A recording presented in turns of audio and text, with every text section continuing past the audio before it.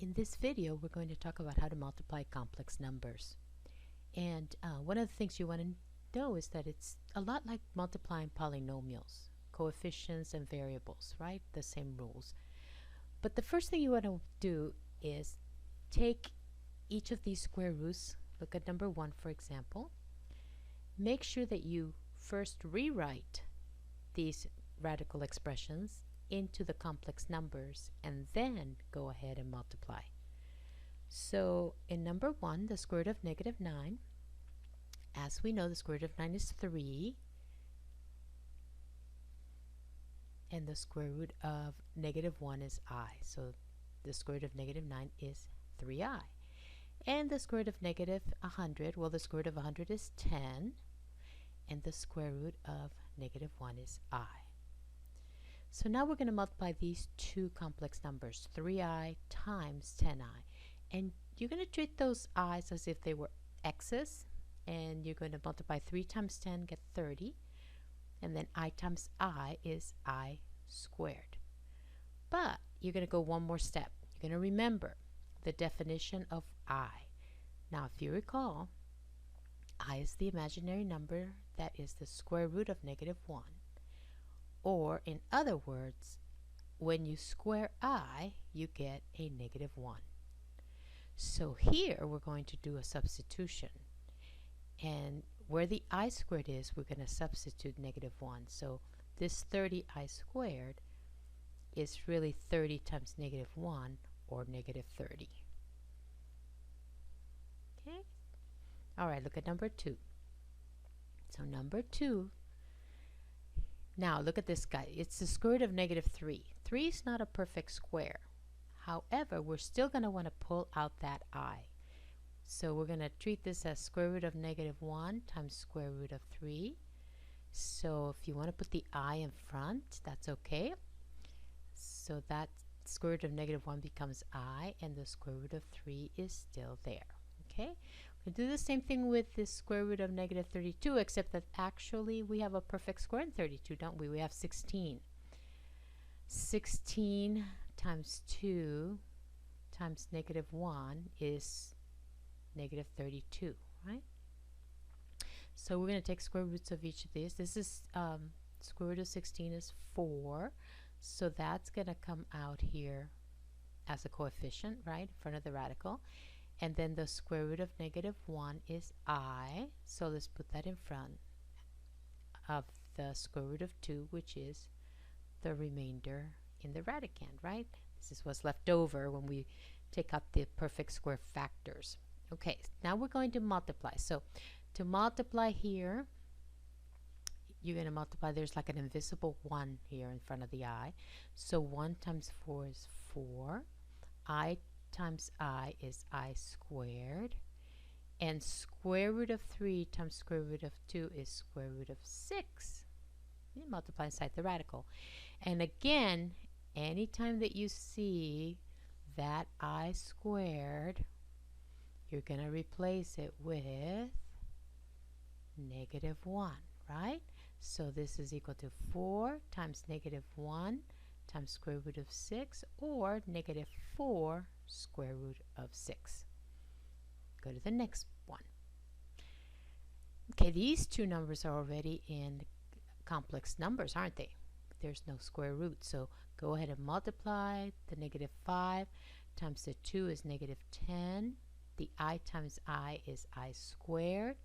Replace I squared with negative 1. So negative 10 times negative 1 equals positive 10. Okay, now here we have a 9i squared, and we can use the power rule here, product to a power. So we can write 9 squared times I squared, right? And 9 squared is 81, and what's I squared? Are you remembering that it's a negative 1? Multiply, and this answer is negative 81. In number 5, we're going to go ahead and distribute the 10i, just like you would do if these were polynomials and that was an x. So 70i plus 40i squared. Replace I squared with a negative 1. So 70I, that's your imaginary part, right? And here we get a negative 40. I'll write it in front because now you have this in that A plus BI form, which is standard form.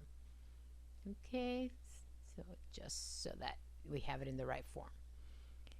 Negative 6, once again, we're going to distribute. We have a negative 20I plus 18I squared. I squared, you're going to replace that with a negative 1. So that's going to give us negative 18 minus 20I. And again, that's standard form. Okay, look at number 7. If you're thinking foiling, you're absolutely right. So we're going to do first, which is 11, outer, which is 8I, inner, inside, which is a negative 22I, and last, which is a negative 16I squared. Replace the I squared with a negative 1, right? So here we have 11 plus 16. I'm going to move that, put those together. And then here we have what? Negative 14I. And adding these two, we get 27 minus 14I. Again, complex number in standard form. Number 8, negative 6 plus 11I squared. Okay, if you thought we've got to expand that, write it twice, and then FOIL it, you were right.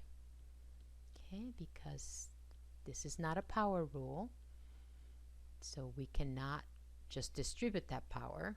We have to actually write these two complex numbers side by side and FOIL. So, negative 6 times negative 6 is positive 36.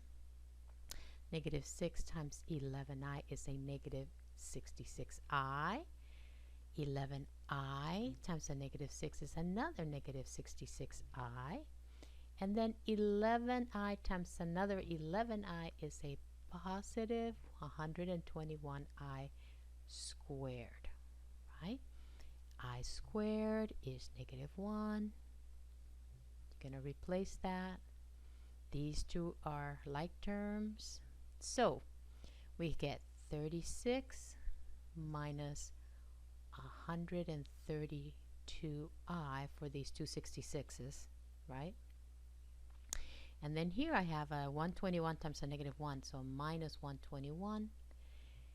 And go ahead and add these terms here. One's negative, so what is that? 5, a negative 85. That's what it looks like, a negative 85 minus 132I in standard form. Okay.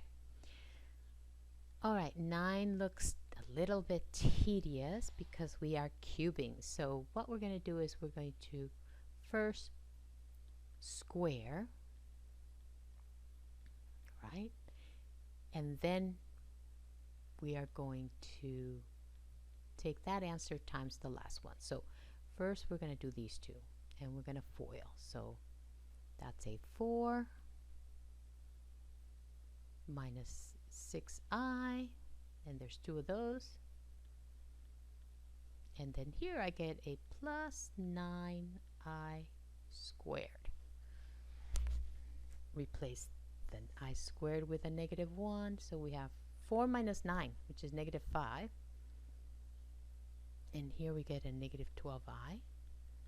Okay, so now take that complex number and we're going to multiply it times this last, let's do it in a different color. This last 2 minus 3I goes here. So, outer or FOIL first, that would be what, negative 10? Outers to positive 15I. Inside gives us a negative 24I. And then the last give us a positive 36i squared. I squared is a negative 1. So here we get a negative 36 times a negative plus a negative 10, which is a negative 46. And inside here we have a positive 15 and a negative 24, which is a negative 9i. And that's your answer.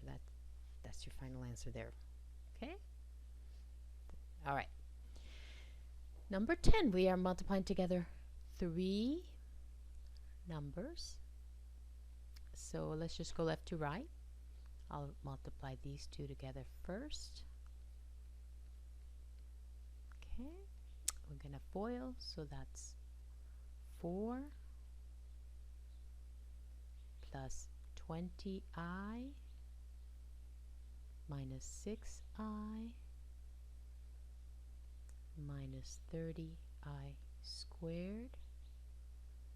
That's a negative 1 there, so we get a positive 30 plus 4, 34. And here we have a positive 14i. Okay, now take that answer times this last guy here, right? This one, we can put him here. 3 plus 2i. And let's FOIL again. So here we get 102 plus 68i. Inside give us a positive, oh, what's that? Is that a 14? Yes, so 42i.